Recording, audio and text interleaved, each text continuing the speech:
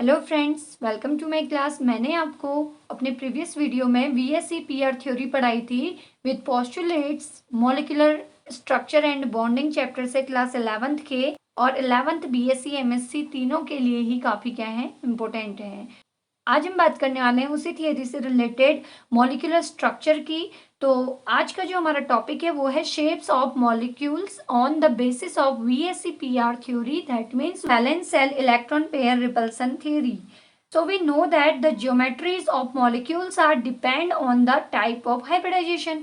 जैसा कि हमें पता है कि किसी भी मॉलिक्यूल की जो ज्योमेट्री होती है वो उस मॉलिक्यूल के हाइब्रिडाइजेशन के टाइप पे डिपेंड करती है।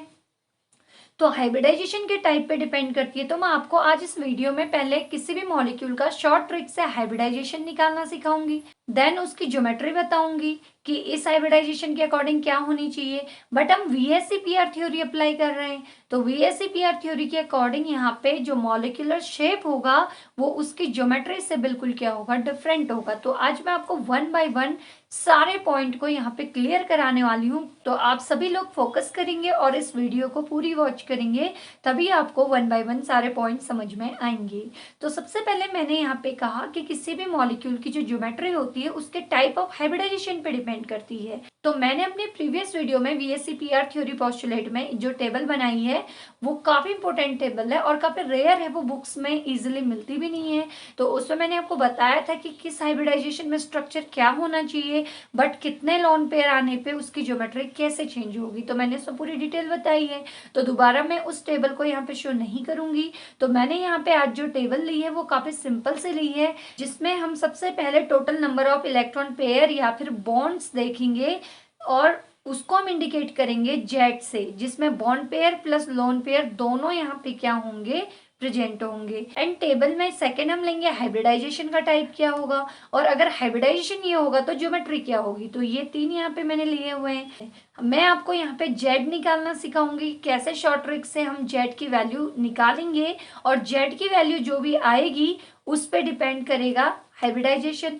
तो यहाँ पे टू का मतलब है कि सेंट्रल एटम के अराउंड जो है वो टू बॉन्ड्स होंगे या इलेक्ट्रॉन पेयर्स होंगे। तो अगर टू इलेक्ट्रॉन पेयर्स होंगे तो हाइब्रिडाइजेशन होगा एसपी और ज्योमेट्री ऑलवेज होगी लीनियर। एंड थ्री अगर आएगा तो sp2 and trigonal planar. Four अगर होगा तो sp3 hybridization and tetrahedral geometry होगी। और अगर फाइव हुआ तो sp3d हाइब्रिडाइजेशन होगा, ट्राइगोनल बाइपिरामिडल ज्योमेट्री होगी। सिक्स अगर क्या होंगे, सराउंडिंग एटम या इलेक्ट्रॉन पेयर्स होंगे सेंट्रल एटम के सराउंड में, तो sp3d2 यहाँ पे हाइब्रिडाइजेशन होगा और ऑक्टाहेड्रल उसकी ज्योमेट्री होगी। और सेवन अगर हमारी वैल्यू आती है तो sp3d3 हाइब्रिडाइजेशन होगा और ज्योमेट्री होगी पेंटागोनल बाइपिरामिडल। तो ये तो है डिफरेंट टाइप के हाइब्रिडाइजेशन जो डिपेंड करेंगे जेड के नंबर पे, यानी कि नंबर ऑफ इलेक्ट्रॉन पेयर्स पे, और ज्योमेट्री इस हाइब्रिडाइजेशन के अकॉर्डिंग ये होनी चाहिए, यानी कि यही ज्योमेट्रीज होती हैं इन हाइब्रिडाइजेशन की नॉर्मल केसेस में। अब नॉर्मल केसेस मीन्स जब सेंट्रल एटम के around only bond pair present हो, लोन पेयर प्रेजेंट ना हो, तब तो ज्योमेट्री यही रहेगी, सेम रहेगी जो मैंने यहाँ पे लिखी हुई है। sp में लीनियर, sp2 में ट्राइगोनल प्लेनर और sp3 में टेट्राहेड्रल, तो यही ज्योमेट्रीज रहेंगी। बट वीएससी पीआर थ्योरी कहती है कि अगर हमारे सेंट्रल एटम के अराउंड लोन पेयर भी आ जाए बॉन्ड पेयर के साथ साथ, तो ज्योमेट्री में इरेगुलरिटी आ जाती है, उसकी ज्योमेट्री अपने रेगुलर अरेंजमेंट से चेंज हो जाती है और डिस्टॉर्ट हो जाती है और अपनी शेप को क्या कर लेती है, चेंज कर लेती है। तो ज्योमेट्रिक चेंजेस देखने से पहले मैं आपको यहाँ पे एक इम्पोर्टेंट चीज बताने वाली हूँ, जो है difference between geometry and shape of molecule. तो भाई हम कहते तो हैं कि अगर ये टाइप ऑफ हाइब्रिडाइजेशन होगा तो ये ज्योमेट्री होगी, तो बाद में जब ज्योमेट्री चेंज होती है तो वो ज्योमेट्री को हम शेप कहते हैं। तो फर्स्ट हम देखेंगे व्हाट इज ज्योमेट्री। तो ज्योमेट्री होती है the arrangement of lone pair and bond pair electrons around the central atom of the molecule. भाई किसी भी मॉलिक्यूल में सेंट्रल एटम के अराउंड जितने भी loan pair plus bond pair दोनों टाइप के जो अरेंजमेंट में होते हैं उसको हम ज्योमेट्री कहते हैं। तो जनरली ये तो क्या है भाई, ज्योमेट्री है। यानी कि अगर हमारे किसी भी मॉलिक्यूल का क्या आएगा, हाइब्रिडाइजेशन अगर sp3d3 आए तो उसकी ज्योमेट्री ऑलवेज पेंटागोनल बाइपिरामिडल ही होगी। अगर sp3d2 आए तो ऑलवेज ऑक्टाहेड्रल ही होगी, क्योंकि इसमें हमारे लोन पेयर और बॉन्ड पेयर दोनों को क्या किया जाता है, इंक्लूड किया जाता है। तो यहाँ पे जो हमारी ज्योमेट्री होती है, तो ज्योमेट्री में हम देखते हैं कि यहाँ पे loan pair plus bond pair दोनों ही क्या होंगे, अरेंज होंगे सेंट्रल एटम के अराउंड। बट जो शेप है ये अरेंजमेंट होता है ओनली बॉन्ड पेयर्स का, यहाँ पे लोन पेयर को कंसीडर नहीं किया जाता है। So the arrangement of bond pairs only around the central atom of the molecule. तो जब सेंट्रल एटम के अराउंड केवल बॉन्ड पेयर्स का अरेंजमेंट हो, लोन पेयर का नहीं, या हम कहेंगे कि लोन पेयर को हम यहाँ पे कंसीडर नहीं करेंगे उसके शेप को बताते टाइम। तो और करके मैंने एक और डेफिनेशन लिखी है, the shape of a molecule is the structure excluding the lone pair of the central atom. तो शेप किसी भी मॉलिक्यूल का वो मॉलिक्यूलर स्ट्रक्चर है जिसमें हम लोन पेयर्स को एक्सक्लूड करेंगे, दैट मीन्स हम लोन पेयर्स को कंसीडर नहीं करेंगे। तो जब भी हम मॉलिक्यूल के शेप को देखेंगे तो हम उसकी ज्योमेट्री में उसके लोन पेयर को ढक लेंगे, और ढकने के बाद हम उसकी ज्योमेट्री को देखेंगे। तो जैसे इसकी ज्योमेट्री रिमेनिंग होगी वही उसका क्या कहलाएगा, शेप कहलाएगा, क्योंकि उसमें हमें लोन पेयर को कंसीडर नहीं करना है। तो यहाँ पे फाइनली जो शेप होता है वो शेप केवल डिपेंड करता है नंबर ऑफ बॉन्ड पेयर्स पे। तो यानी कि बॉन्ड पेयर जितने भी इलेक्ट्रॉन होंगे उन्हीं के अरेंजमेंट से बनता है शेप, और ज्योमेट्री में loan pair plus bond pair दोनों होते हैं। अब यहाँ पे मैं आपको एक एग्जांपल दे देती हूँ जो फ्रिक्वेंटली एग्जामिनेशन में पूछा जाता है। तो NH3 का जब हम हाइब्रिडाइजेशन निकालते हैं तो ये sp3 आता है। तो sp3 होगा तो इसकी ज्योमेट्री कैसी होगी, टेट्राहेड्रल होगी। So the geometry of NH3 molecule is tetrahedral due to sp3 hybridisation, but the shape of the molecule is trigonal pyramidal. लेकिन उसका जो शेप है, ध्यान दीजिए मैंने यहाँ पे कहा कि ज्योमेट्री इसकी क्या होती है, टेट्राहेड्रल होती है। क्यों, क्योंकि इसमें हाइब्रिडाइजेशन है sp3 हाइब्रिडाइजेशन में टेट्राहेड्रल शेप आता है। तो टेट्राहेड्रल शेप में 4 सराउंडिंग एटम होते हैं, एक सेंट्रल एटम होता है। अब NH3 के मॉलिक्यूल में अगर हम देखें तो यहाँ पे बॉन्ड पेयर होते हैं 3 हाइड्रोजन, और लोन पेयर होता है 1। तो 3 और 1 कितना हो गया, 4। तो 4 में से अगर हम लोन पेयर को कंसीडर नहीं करेंगे तो इसका शेप कैसा हो जाएगा, ट्राइगोनल पिरामिडल। तो ये था डिफरेंस ज्योमेट्री एंड शेप के बीच में। अब हम 1 बाय 1 इंपोर्टेंट एग्जांपल्स को डिस्कस करते हैं, उनकी ज्योमेट्री और शेप को देखते हैं इजी मेथड से और शॉर्ट ट्रिक ऑफ हाइब्रिडाइजेशन से। तो फर्स्ट एग्जांपल हम लेते हैं मीथेन CH4, जिसमें जो सिंगल एटम होगा वो सेंट्रल एटम होगा, और जो मोर देन 1 होंगे नंबर में वो क्या होंगे, सराउंडिंग एटम होंगे।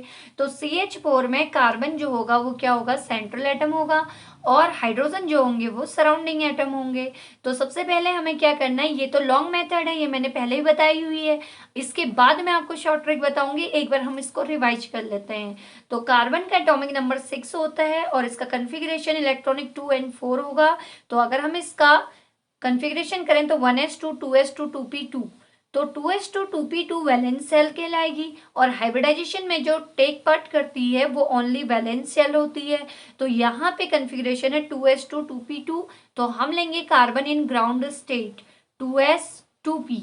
जो यहाँ पे वैलेंस सेल है इनको हम लेंगे, s में 1 ऑर्बिटल होता है और p में जो होते हैं 3 ऑर्बिटल्स होते हैं। तो इसलिए 2s में यहाँ पे 2 इलेक्ट्रॉन है, तो यहाँ पे हम 2 इलेक्ट्रॉन फिल करेंगे, और p में 2 इलेक्ट्रॉन है तो हुंड रूल से हम इनको भी फिल कर देंगे। तो ये तो ग्राउंड स्टेट है। अब ग्राउंड स्टेट में हमारे पास अनपेयर्ड इलेक्ट्रॉन ओनली 2 है, क्योंकि यहाँ पे 4 हाइड्रोजन सराउंडिंग में है कार्बन के साथ, तो ये कोवेलेंट बॉन्ड बनाएंगे कार्बन के साथ। तो यहाँ पे 4 अनपेयर्ड इलेक्ट्रॉन हमारे पास होने चाहिए थे, लेकिन हमारे पास 2 ही हैं।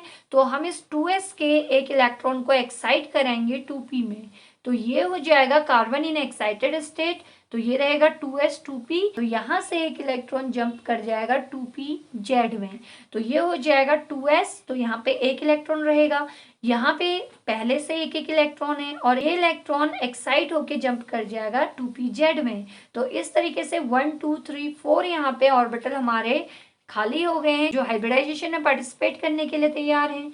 अब कार्बन इन हाइब्रिडाइजेशन स्टेट, जो यहाँ पे 4 सराउंडिंग एटम है, ये कार्बन के साथ हाइब्रिडाइज्ड होके क्या करेंगे, CH4 मॉलिक्यूल का फॉर्मेशन करेंगे। तो ये है 2s ऑर्बिटल, तो s में एक ऑर्बिटल है तो 1s हो जाएगा। 3p ऑर्बिटल पार्टिसिपेट कर रहे हैं तो p3 हो जाएगा, तो sp3 हाइब्रिडाइजेशन हो जाएगा। तो sp3 के अकॉर्डिंग इसकी जो ज्योमेट्री होनी चाहिए वो अभी हमने देखा था टेबल में, टेट्राहेड्रल होनी चाहिए। ये तो थी लॉन्ग मेथड। अब अगर हम इसको शॉर्ट मेथड से करें तो हम क्या करेंगे, CH4 लेंगे, तो हम इनके सभी एटम्स के वैलेंस इलेक्ट्रॉन्स को क्या कर लेंगे, ऐड कर लेंगे। काफी सिंपल ट्रिक बता रही हूँ। तो कार्बन के वैलेंस सेल में कितने इलेक्ट्रॉन होते हैं, 2 और 4, तो 4 इसके वैलेंस सेल में इलेक्ट्रॉन है, तो हम कार्बन के वैलेंस इलेक्ट्रॉन रखेंगे 4, प्लस हाइड्रोजन के पास 1 इलेक्ट्रॉन होता है, लेकिन यहाँ पे 4 हाइड्रोजन है तो 1 इंटू 4 करेंगे, तो 4 1 जा 4 प्लस 4 कितना आ जाएगा, टोटल नंबर ऑफ इलेक्ट्रॉन 8।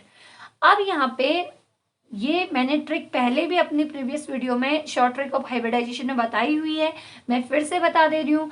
अगर हमारे वैलेंस इलेक्ट्रॉन का सम 8 आता है या 8 से कम आता है तो इसको हमेशा हम किससे डिवाइड करते हैं, देन डिवाइडेड बाई 2, हम इसको ऑलवेज 2 से डिवाइड करेंगे।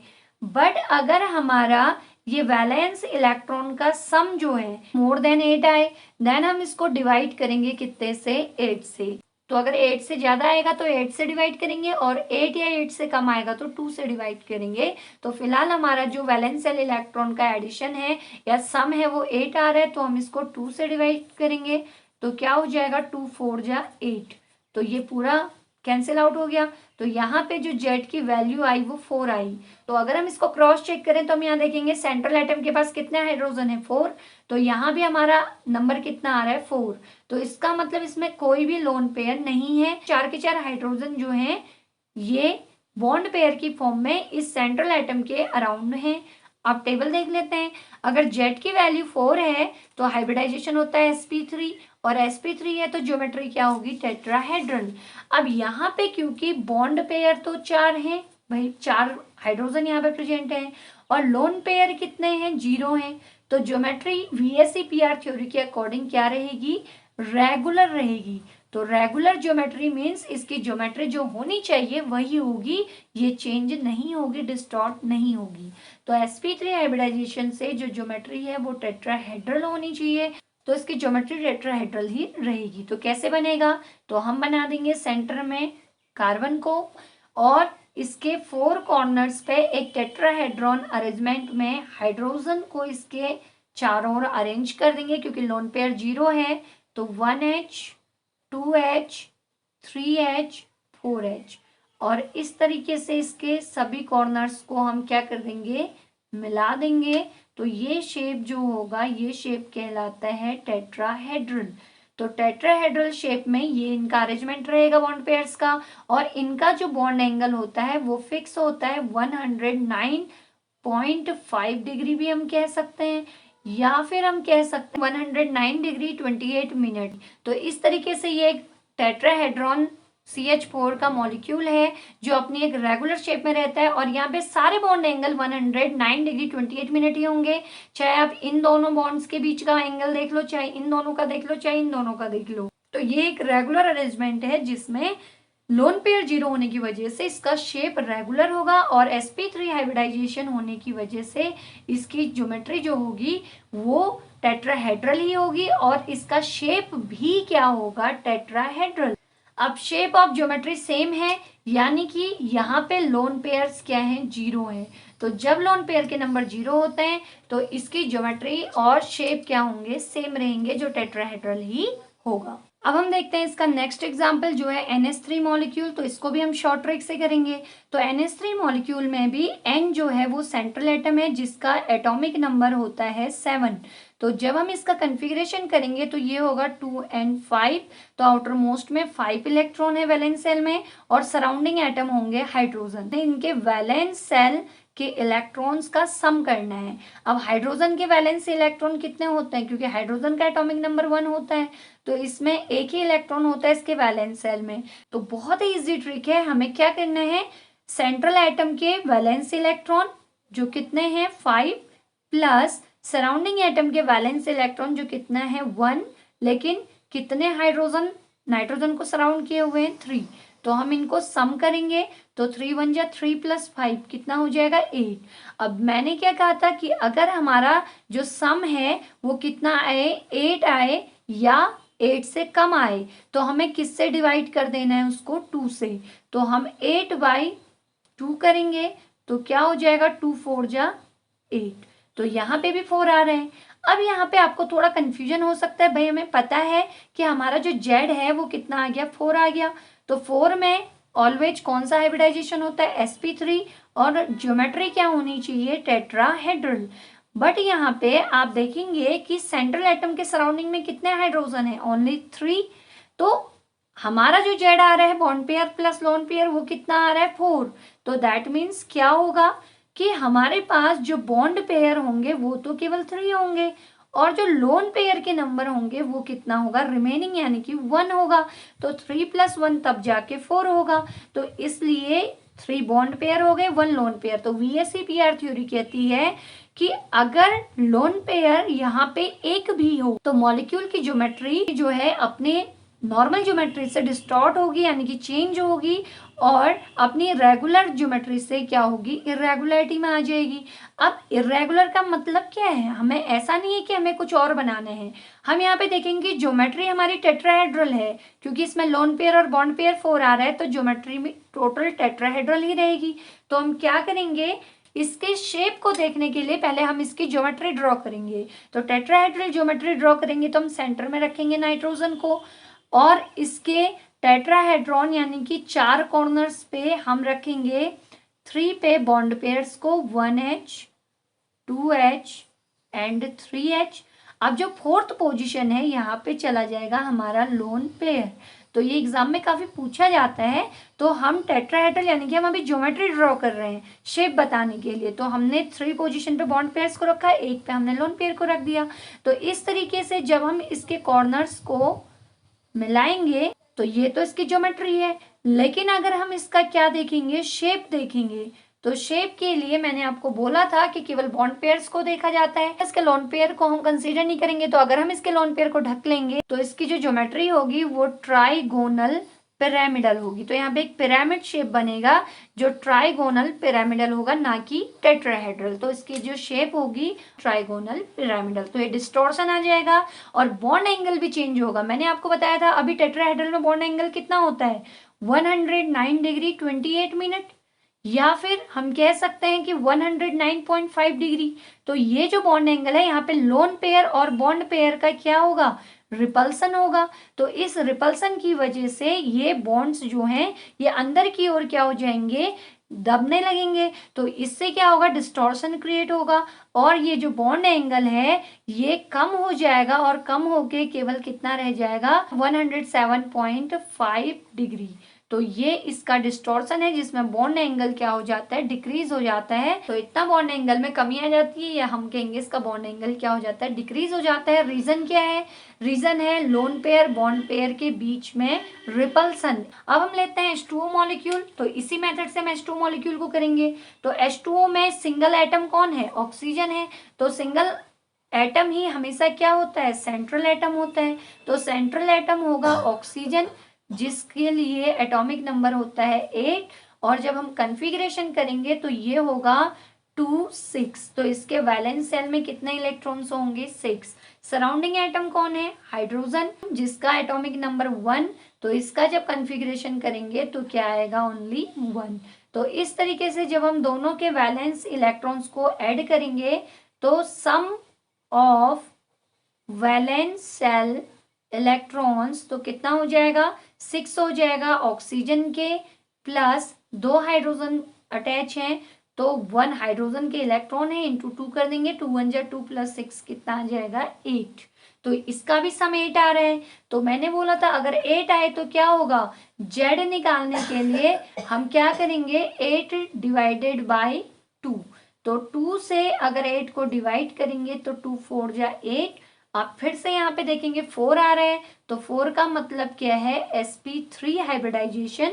और sp3 हाइब्रिडाइजेशन है तो यहाँ पे जो ज्योमेट्री होगी वो ऑलवेज क्या होगी, टेट्राहेड्रल। अब मैं केवल ज्योमेट्री कह रही हूँ, ना कि शेप। अब शेप अगर हमें इसका देखना है VSEPR थ्योरी के अकॉर्डिंग, तो हम क्या करेंगे, हम इसकी ज्योमेट्री को पहले ड्रॉ करेंगे कि ज्योमेट्री इक्वल टू होता है lone pair plus bond pair. तो lone pair plus bond pair, अब आप देखेंगे सेंट्रल एटम के अराउंड कितने हाइड्रोजन है, ओनली 2। तो 2 ही हाइड्रोजन है, तो मतलब इसमें बॉन्ड पेयर कितने हैं, 2 ही है। और बचे हुए क्या हो जाएंगे, लोन पेयर। तो 2 बॉन्ड पेयर और 2 लोन पेयर हो जाएंगे। इसकी ज्योमेट्री को अगर हम ड्रॉ करेंगे तो हम बीच में ऑक्सीजन बनाएंगे। टेट्राहेड्रॉन के एक कॉर्नर पे हम 1H रखेंगे, दूसरे पे सेकेंड H रखेंगे, और यहाँ पे 2 क्या बनाएंगे, लोन पेयर हम बना देंगे। तो इस तरीके से टेट्राहेड्रॉन के 4 कॉर्नर में अगर हम ऐसे रखेंगे तो हमें पता है कि लोन पेयर रिपल्सन बहुत ज्यादा होता है। अब sp3 हाइब्रिडाइजेशन है तो इसमें जो बॉन्ड एंगल होगा वो सभी के लिए 109 डिग्री 28 मिनट होगा। लेकिन पहले एक लोन पेयर आया तो ये बॉन्ड एंगल डिक्रीज होके 107 डिग्री हो गया। अब यहाँ पे 2 लोन पेयर्स आ गए तो लोन पेयर रिपल्सन होगा, और साथ में यहाँ पे लोन पेयर और बॉन्ड पेयर का भी क्या होगा, रिपल्सन होगा। तो इस रिपल्सन की वजह से ऑक्सीजन के अराउंड ये जो बॉन्ड पेयर हैं ये थोड़ा सा क्या हो जाएंगे, अपनी पोजीशन से शिफ्ट हो जाएंगे, और इस बॉन्ड एंगल में कमी आ जाएगी जो हो जाएगा 104.3 डिग्री के अराउंड। तो आपने क्या देखा कि CH4 भी sp3 हाइब्रिडाइज था, लेकिन लोन पेयर 0 होने से बॉन्ड एंगल 109 डिग्री था। फिर हमने NH3 मॉलिक्यूल लिया जिसमें 1 लोन पेयर आया, जिससे ज्योमेट्री डिस्टॉर्ट हुई, बॉन्ड एंगल डिक्रीज हुआ, और कितना हो गया, 107.5 डिग्री। और 2 लोन पेयर आने पे H2O मॉलिक्यूल में लोन पेयर रिपल्सन बहुत ज्यादा हो गया, जिससे lone pair bond pair repulsion भी हुआ, और यहाँ पे क्या हुआ, बॉन्ड एंगल और ज्यादा डिक्रीज होके 104.3 डिग्री रह गया। तो ये तो थी H2O मॉलिक्यूल की ज्योमेट्री। लेकिन अगर हम बात करते हैं इसके शेप की, तो इसका जो शेप होगा वो कहलाएगा बेंट शेप और वी शेप। जब हम इसका शेप देखेंगे तो हम लोन पेयर को ढक लेंगे, इनको कंसीडर नहीं करेंगे, और लोन पेयर कंसीडर ना करें तो ये एक इन्वर्टेड वी शेप, या हम कहेंगे कि एक बेंट शेप है। तो इसका शेप कहलाएगा बेंट, क्योंकि इसमें केवल बॉन्ड पेयर को कंसीडर करते हैं, लोन पेयर्स को नहीं। अब नेक्स्ट टाइम लेते हैं ClF3 और BrF3 मॉलिक्यूल। तो जैसा एक का होगा वैसे ही दूसरे का भी होगा। तो ये एग्जाम्पल मैंने अपनी सेपरेट वीडियोस में भी डाले हैं, आप देख सकते हैं प्रीवियस वीडियोस में। यहाँ पे मैं शॉर्ट ट्रिक से इनको बता रही हूँ। तो ClF3 में सिंगल एटम है क्लोरीन, तो क्लोरीन यहाँ पे क्या होगा, सेंट्रल एटम होगा। और क्लोरीन अगर सेंट्रल एटम है तो इसके लिए Z होता है 17, जिसका कन्फिग्रेशन होगा 287। तो वैलेंस सेल में 7 इलेक्ट्रॉन होंगे, और जो सराउंडिंग एटम्स होंगे फ्लोरीन होंगे, जो कितने हैं, 3। अब फ्लोरीन जो होता है इसका एटॉमिक नंबर 9 होता है। अगर हम इसका कन्फिग्रेशन करें तो ये हो जाएगा 2 7। तो आउटर मोस्ट में कितने इलेक्ट्रॉन हो जाएंगे, दोनों के 7, क्योंकि दोनों ही हेलोजन से ही हैं, ये इंटर हेलोजन कंपाउंड फॉर्म कर रहे हैं। तो हेलोजन फैमिली जो है 17th ग्रुप में आती है, तो इसके आउटर मोस्ट में 7 इलेक्ट्रॉन होते हैं। तो अगर हम इसके लिए Z की वैल्यू निकालेंगे, तो अगर हम सम ऑफ वैलेंस सेल इलेक्ट्रॉन करें तो ये हो जाएगा 7 क्लोरीन के लिए, प्लस फ्लोरीन के लिए भी 7 होगा, इंटू 3 कर देंगे क्योंकि 3 फ्लोरीन है। तो 7 3 जा 21, तो 7 प्लस 21 कितना हो जाएगा, 28, जो ग्रेटर देन है किससे, 8 से। तो अगर 8 से वैल्यू ज्यादा है तो हम इसको डिवाइड करेंगे 28 को कितने से, 8 से। और अगर 8 या 8 से कम होता है तो डिवाइड करते हैं 2 से। 2 ही रूल आपको याद रखने हैं। 8 से अगर हम 28 को डिवाइड करेंगे तो ये हो जाएगा 8 3 जा 24, तो 4 यहाँ पे रिमाइंडर होगा। अब ये जो वैल्यू है ये 8 से कम है, तो 8 से कम है तो वापस हम इसको 2 से डिवाइड करेंगे, तो 2 2 जा क्या हो जाएगा 4। तो मैं आपको बता दूं ये इतनी इजी और इतनी अच्छी मेथड है जिसमें आपको लोन पेयर और बॉन्ड पेयर सेपरेटली पता चल जाएंगे। तो यहाँ पे देखिए जो फर्स्ट में हमारा 3 आ रहा है, तो ये जो होगा ये हमारे बॉन्ड पेयर्स होंगे। तो और ये बाद वाला जो हमें 2 मिल रहा है ये ऑलवेज क्या होगा, लोन पेयर। तो अब अगर हमें हाइब्रिडाइजेशन निकालना है तो हम निकालेंगे Z की वैल्यू के लिए हम loan pair plus bond pair करेंगे, तो 3 + 2 कितना हो जाएगा 5, और अगर नंबर 5 हो तो कौन सा हाइब्रिडाइजेशन होता है, sp3d। अगर आपको कंफ्यूजन हो तो आप इनको काउंट कर सकते हैं। तो 5 होने चाहिए, 1s हो गया, 3p हो गए, तो 3 और 1 4 और 1 क्या हो गया, d। तो 5 हो गया टोटल। तो z की वैल्यू 5 यानी कि कौन सा हाइब्रिडाइजेशन, sp3d। और अगर sp3d हाइब्रिडाइजेशन होता है तो ज्योमेट्री होती है ट्राइगोनल बाइपिरामिडल।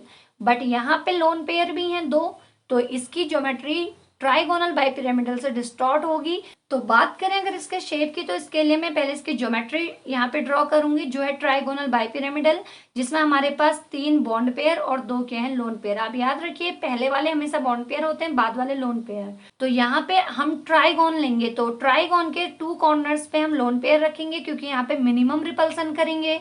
और थर्ड पोजीशन पे ट्राइगोन के हम क्या रख देंगे, बॉन्ड पेयर, क्योंकि हमारे पास 2 ही लोन पेयर है, तो इसलिए यहाँ पे एक बॉन्ड पेयर आ जाएगा। तो अगर मैं इनको इस तरीके से यहाँ पे मिलाऊं तो ये एक ट्राइगोन बनेगा जिसमें बॉन्ड एंगल 120 होता है, और एक अप ऑफ द प्लेन, एक बिलो ऑफ द प्लेन, और इन सभी के कॉर्नर मिलाए जाएं तो ये एक पिरामिड नीचे बनेगा और एक पिरामिड ऊपर बनेगा, तो बाई पिरामिडल कहलाएगा। तो यहाँ पे हमने ये ज्योमेट्री ड्रॉ की ट्राइगोनल बाई पिरामिडल, जिसमें 2 कॉर्नर पे लोन पेयर आएंगे और एक कॉर्नर पे बॉन्ड पेयर आएगा, एंड एक fluorine up of the plane आएगी और एक fluorine below of the plane आएगी। तो इनका जो बॉन्ड एंगल होता है वो होता है प्लेन का 120 डिग्री। बट यहाँ पे लोन पेयर का रिपल्सन बहुत ज्यादा होगा, जिससे ये lone pair in bond pair को भी यहाँ से रिपेल करेंगे। रिपेल करने से इनके बीच का जो बॉन्ड एंगल है जो 90 डिग्री होना चाहिए था वो डिक्रीज होके 87.5 डिग्री रह जाता है। यहाँ पे शेप को देखने के लिए हम लोन पेयर को क्या कर लेंगे, ढक लेंगे, क्योंकि इनको कंसीडर नहीं किया जाता है शेप में। तो ये जो हमें शेप दिख रहा है इसी को हम इसका शेप मानेंगे। तो ये हमें दिख रहा है टी शेप, हम इसका शेप जो कहेंगे वो कहेंगे टी शेप। जबकि ज्योमेट्री क्या थी, ट्राइगोनल बाई पिरामिडल। सेम ऐसे ही BrF3 मॉलिक्यूल का भी शेप होगा। तो यहाँ पे इसमें सेम हम ऐसे ही इसको सॉल्व करेंगे, सिर्फ क्लोरीन की जगह हम ब्रोमीन ले लेंगे। और ब्रोमीन भी आपको पता है 17th ग्रुप का ही मेंबर है, तो उसके भी आउटर मोस्ट में कितने इलेक्ट्रॉन होंगे, 7। तो काफी सिंपल ट्रिक है, एक बार आप इसको जरूर प्रैक्टिस कीजिएगा। तो ब्रोमीन क्लोरीन सेम ग्रुप में है तो वैलेंस इलेक्ट्रॉन भी कितने होंगे, सेम होंगे। अब हम लेते हैं IF5 मॉलिक्यूल, जिसको हम कहते हैं आयोडीन पेंटाफ्लोराइड। तो यहाँ पे सेंट्रल एटम जो सिंगल है वो आयोडीन है, तो यहाँ पे जो सेंट्रल एटम होगा वो आयोडीन होगा, जिसका एटॉमिक नंबर होता है 53। बट आपको इतना बड़ा कन्फिग्रेशन करने की कोई जरूरत नहीं है। आपको पता है कि आयोडीन क्या है, हेलोजन है, तो कौन से ग्रुप को बिलोंग करता है, 17। तो आप शॉर्ट में कीजिए 2 8 7। तो आउटर मोस्ट में या वैलेंस शेल में 7 इलेक्ट्रॉन होंगे। सेकंड, ये भी इंटर हेलोजन कंपाउंड है, मतलब जो हेलोजन और हेलोजन से मिलके बने होते हैं उनको कहते हैं इंटर हेलोजन कंपाउंड। अब ये इंटर हेलोजन में जो होता है, जो सेंट्रल एटम होता है वो लेस इलेक्ट्रोनेगेटिव होता है, और सराउंडिंग एटम जो होता है वो मोर इलेक्ट्रोनेगेटिव होता है। तो अगर हम बात करें सराउंडिंग एटम्स की, तो सराउंडिंग एटम्स जो होंगे ऑलवेज मोर देन 1 होंगे। अब ये 5 है। अब देखो कितना सिंपल है, फ्लोरीन भी हेलोजन है, आयोडीन भी हेलोजन है, तो यहाँ पे फ्लोरीन जो है वो सराउंडिंग एटम में आएंगे जिसका एटॉमिक नंबर 9 होगा। और अगर कन्फिग्रेशन करेंगे तो ये होगा 2 और 7। अगर ऐसे कंफ्यूजन है तो आपको पता है फ्लोरीन भी हेलोजन है जो 17th ग्रुप में ही आएगा, तो इसका भी अगर कन्फिग्रेशन करते तो 2 8 7 यानी कि 17th ग्रुप का ही कन्फिग्रेशन करेंगे तो 7 ही आना है। तो इसलिए हमने 53 का पूरा कन्फिग्रेशन नहीं किया बल्कि ग्रुप का कन्फिग्रेशन कर लिया। तो फ्लोरीन और आयोडीन दोनों ही 17th ग्रुप के मेंबर हैं जिनके वैलेंस शेल में 7 इलेक्ट्रॉन होंगे। तो अगर हम इसके लिए सम निकालेंगे वैलेंस इलेक्ट्रॉन का, तो आयोडीन के लिए हम रखेंगे यहाँ पे 7 प्लस फ्लोरीन कितने हैं, और फ्लोरीन का कितना है, 7 ही है, लेकिन 5 एटम्स यहाँ पे प्रेजेंट है तो 5 से मल्टीप्लाई कर देंगे। 7 प्लस 35 ये हो जाएगा 42। तो 42 यहाँ पे सम आ रहा है, तो ये जो है ग्रेटर देन कितना है, 8 है। तो अगर ग्रेटर देन 8 होता है तो ऑलवेज 8 से डिवाइड करते हैं, तो डिवाइडेड बाई क्या होगा, 8 होगा। तो यहाँ पे हम 8 से डिवाइड कर लेंगे 42 को, तो ये जाएगा 8 5 40, और यहाँ पे 2 रिमाइंडर होगा। तो यहाँ पे जो 2 रिमाइंडर है ये 8 से कम है, तो 8 से कम के केस में हम 2 से ही डिवाइड करेंगे, तो 2 1 जा क्या हो जाएगा 2 हो जाएगा। तो यहाँ पे जो फर्स्ट में आया ऑलवेज बॉन्ड पेयर, जो बाद में आया वो लोन पेयर। तो अगर मैं यहाँ पे जेड की वैल्यू निकालूं तो ये हो जाएगा bond pair plus lone pair. Bond pair है 5, लोन पेयर है 1, तो जेड की वैल्यू 6 आ गई। और 6 अगर है तो कौन सा हाइब्रिडाइजेशन होता है, मैंने पहले टेबल में बताया है sp3d2। काउंट कर लीजिए, 3 यहाँ पे पी के हो गए, 2 यहाँ पे डी के हो गए 5, और 1 यहाँ पे एस का हो गया, तो टोटल कितने हो गए 6। तो sp3d2, तो sp3d2 हाइब्रिडाइजेशन में जो ज्योमेट्री होती है वो ऑलवेज क्या होती है, ऑक्टाहेड्रल। क्या होती है geometry, octahedral. But lone pair present है तो VSEPR थ्योरी कहती है कि अगर एक भी लोन पेयर आ जाए किसी मॉलिक्यूल के स्ट्रक्चर में तो वो उसकी रेगुलर ज्योमेट्री को इरेगुलर बना देता है, उसको डिस्टॉर्ट कर देता है। तो अगर हमें इसका शेप देखना है तो आप पहले इसकी ज्योमेट्री ड्रॉ करेंगे। तो ज्योमेट्री ड्रॉ करेंगे तो आयोडीन सेंट्रल एटम को रख देंगे सेंटर में, और ऑक्टाहेड्रल के लिए हम पहले 4 कॉर्नर्स को ड्रॉ करेंगे जो एक प्लेन में होंगे। तो 1 फ्लोरीन, 2 फ्लोरीन, 3 फ्लोरीन, 4 फ्लोरीन, और इनको एक प्लेन में क्या कर देंगे, इस तरीके से अरेंज कर देंगे। तो ये एक प्लेन में है 90 डिग्री के एंगल पे, एक आना चाहिए अप ऑफ द प्लेन और एक जाना चाहिए बिलो ऑफ द प्लेन। लेकिन हमारे पास बॉन्ड पेयर तो 5 ही हैं, 1 2 3 4 5 हमने रख दिए, तो 6th जो आएगा वो बॉन्ड पेयर की बजाय क्या आएगा, लोन पेयर। तो ये लोन पेयर को हम 6th पोजीशन पे रख देंगे। अब ये ऑक्टाहेड्रल ज्योमेट्री है जिसमें 4 एक प्लेन में होते हैं और एक अप ऑफ द प्लेन और एक बिलो ऑफ द प्लेन, तो इस तरीके से इसकी ज्योमेट्री होगी। बट अगर हम बात करते हैं इसके शेप की, क्योंकि ऑक्टाहेड्रल के लिए हम लोन पेयर को कंसीडर नहीं करते हैं, तो अगर हम लोन पेयर कंसीडर नहीं करेंगे तो हमारे पास 4 कॉर्नर्स हैं फ्लोरीन के, जिसमें अगर हम हर एक कॉर्नर को फ्लोरीन से क्या करें, मैच करें, तो ये क्या बनता है, स्क्वायर पिरामिडल। तो ऊपर को पिरामिड बन रहा है ना, तो प्लेन से ऊपर को ये इस तरीके से फ्लोरीन से जुड़े हैं, तो यहाँ पे लोन पेयर को हम ढक देंगे तो ये कहलाएगा स्क्वायर और पिरामिडल। तो ऑक्टाहेड्रल से इसका जो शेप है वो डिस्टॉर्ट होके हो गया स्क्वायर पिरामिडल, तो ये इसका शेप बन गया। अब हम बात करते हैं इसके लास्ट एग्जाम्पल की, जो है SF4 मॉलिक्यूल या सल्फर टेट्राफ्लोराइड मॉलिक्यूल, जिसमें सेंट्रल एटम सिंगल है सल्फर। सल्फर का एटॉमिक नंबर 16 286 में हम इसको कन्फिग्रेशन करेंगे, तो 6 इसके आउटर मोस्ट में या वैलेंस सेल इलेक्ट्रॉन होंगे, और सराउंडिंग एटम होगा फ्लोरीन। तो यहाँ पे 4 फ्लोरीन सराउंडिंग एटम की तरह होंगे, तो फ्लोरीन का एटॉमिक नंबर 9, तो 2 एंड 7। अगर ऐसे याद नहीं है एटॉमिक नंबर तो आप ये देख लीजिए, हेलोजन जो हैं ये 17th ग्रुप को बिलोंग करेंगे, तो 7 इसमें होगा, और सल्फर 16th ग्रुप को बिलोंग करता है, तो इसके आउटर मोस्ट में 286 यानी कि 6 इलेक्ट्रॉन होंगे। तो अगर हम यहाँ पे सम करेंगे वैलेंस सेल इलेक्ट्रॉन्स का, तो 6 यहाँ पे सल्फर के वैलेंस इलेक्ट्रॉन हो जाएंगे, प्लस फ्लोरीन यहाँ पे 4 है, तो एक फ्लोरीन के 7 इलेक्ट्रॉन है, इंटू 4 कर देंगे, तो 6 + 28 कितना हो जाएगा, 34 इसका सम हो जाएगा। और ये ग्रेटर देन 8 है तो कितने से डिवाइड करेंगे, 8 से। तो काफी सिंपल ट्रिक है, तो 8 से डिवाइड करेंगे, तो 8 से अगर हम 34 को डिवाइड करते हैं तो 8 4 जा 32 कंप्लीट टाइम्स जितनी बार जाए, तो ये जो रिमाइंडर होगा ये ओनली 2 होगा, ये 8 से कम है। फर्दर हम 2 से डिवाइड करेंगे तो 2 1 जा 2। तो फर्स्ट वाला मैंने क्या बोला था, बॉन्ड पेयर होता है, और बाद वाला क्या होता है, लोन पेयर। तो अगर हम जेड की वैल्यू निकालेंगे तो लोन पेयर प्लस क्या करेंगे, बॉन्ड पेयर। तो लोन पेयर हमारे पास है 1, बॉन्ड पेयर है 4, तो कितना हो जाएगा टोटल 5। तो जेड अगर 5 है तो कौन सा हाइब्रिडाइजेशन होता है, sp3d। काउंट कर लीजिए आप, 1 S का है, 1 D का है, 2 हो गए, 3 P के हैं तो 5 हो गए। तो Z = 5 में sp3d हाइब्रिडाइजेशन होता है। अब हाइब्रिडाइजेशन के अकॉर्डिंग जो इसकी ज्योमेट्री होगी वो ज्योमेट्री होनी चाहिए, वो नीचे ट्राइगोनल बाइपिरामिडल, बट इसमें लोन पेयर प्रेजेंट है, तो VSEPR थ्योरी के अकॉर्डिंग इसकी ज्योमेट्री जरूर चेंज होगी। अब शेप क्या होगा, इसके लिए मैंने आपको पहले ही बताया है कि आपको ज्योमेट्री ही ड्रॉ करनी है। यहाँ पे अगर हम इसकी ज्योमेट्री ड्रॉ करें तो सेंटर में आएगा सेंट्रल एटम सल्फर, और ट्राइगोन के 2 कॉर्नर्स पे 2 फ्लोरीन आएंगे, तीसरे कॉर्नर पे हम लोन पेयर डालेंगे क्योंकि इस पोजीशन पे इसका रिपल्सन मिनिमम होगा, और एक फ्लोरीन हम अप ऑफ द प्लेन और एक फ्लोरीन हम बिलो ऑफ द प्लेन डालेंगे। तो इस तरीके से ये जो ज्योमेट्री होगी ये ट्राइगोनल बाईपिरामिडल होगी। अब बात करते हैं इसके शेप की। तो शेप में लोन पेयर को कंसीडर नहीं करेंगे, तो अगर मैं इसके लोन पेयर को ढक दूं तो इसकी ज्योमेट्री जो होगी इस तरीके की दिखाई देगी, जिसको हम सी सॉ शेप कहते हैं। तो ये जो शेप है ये है सी सॉ शेप। काफी इंपॉर्टेंट मॉलिक्यूल है, एग्जाम में काफी बार फ्रिक्वेंटली पूछा जाता है। तो आई होप आपको ये ट्रिक बहुत पसंद आई होगी और कॉम्पिटिटिव एग्जाम्स के लिए भी काफी इंपॉर्टेंट है। अगर इससे रिलेटेड आपको कोई भी डाउट्स हो तो प्लीज आप मुझे कमेंट करके बताइएगा।